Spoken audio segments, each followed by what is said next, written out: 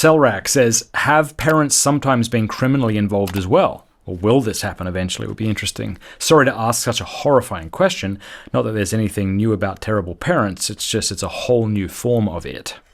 I do think there's categories sort of parents. I don't want to over-categorize.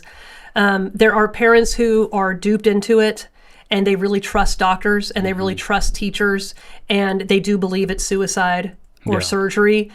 You then have categories of parents where this is sort of like the nouveau thing that they learned in college, and it's these luxury beliefs about, gender is a thing of sex is a thing of the past, and now it's gender fluidity. And there's a social cachet that certain demographics of like women out of college and their social circles, all have kids that are transitioning. And so there's some culpability there, like a vanity project of the parents. And then I do think there's a category of parents that really are sort of maliciously involved with the doctors on the experimentation piece.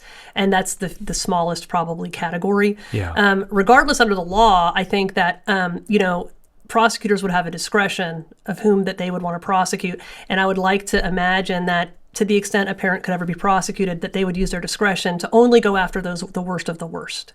And that would be, the prudent form of using the prosecutorial powers of the government. But in these cases, it's like abortion. They don't go after the women. They go after the hospitals and the doctors. Yeah. And so typically you will never see parents brought into this. Yeah. That parents are also the victims here, I would say. And so we have to see the parents as the victims too, and want to reach out to them because, what they've done and what they've colluded in is very serious. And it's very difficult emotionally for the parents to admit what they've done. It's very hard. That was actually going to be my next question. I know we have people who watch this show whose children have transitioned, and presumably for the most part, they were against it. But what kind of advice or encouragement do you have to a mother or father who did go along with this or even encourage it? Yeah, repent and be saved, right? And pray, and that's what you can do.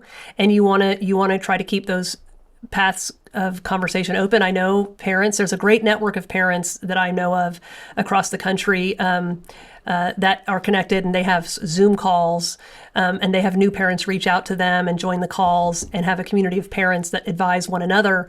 Dr. Heim has been invited to speak to them before. I've been invited to talk to them and just try to provide some hope and encouragement, consolation, and introduce them to one another so they can give each other advice on that. I think books will be written by some of these parents that'll come out and then serve as definitive resources. Yeah. We're still so on the front end of it, but I do know some parents right now where, their son, for example, is in the movement, and they just can't talk about it. The son knows the parent's position, the parents know the son's position, and they want to remain in a relationship. And so they don't condone any of it. And the son will push boundaries. And the parents have to, enforce their boundaries. But I think it's always healthy when it comes to boundaries is when you set a boundary doesn't control the other person.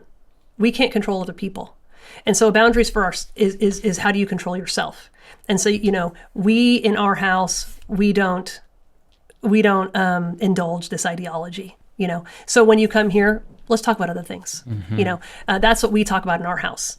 And so you enforce your boundaries for yourself and your home, but you can't force other people. And that's something that's just, that's a difficult lesson for every parent to learn. I want to tell you about Hallow, which is the #1 downloaded prayer app in the world. It's outstanding. Hallow.com/Matt Fradd. Sign up over there right now and you will get the first 3 months for free. That's like a lot of time. You can decide whether it's useful to you or not, whether it's helpful. If you don't like it, you can always quit. Hallow.com/Matt Fradd. I use it. My family uses it. It's fantastic. There are over 10,000 audio guided prayers, meditations, and music, including my lo-fi. Hallow has been downloaded over 15 million times in 150 different countries. It helps you pray, helps you meditate, helps you sleep better. It helps you build a daily routine and a habit of prayer. There's honestly so much excellent stuff on this app that it's difficult to get through it all. Just go check it out. Hallow.com/Matt Fradd. The link is in the description below. It even has an entire section for kids. So if you're a parent, you could play little Bible stories to them at night. It'll help them pray. Fantastic. Hallow.com/Matt Fradd.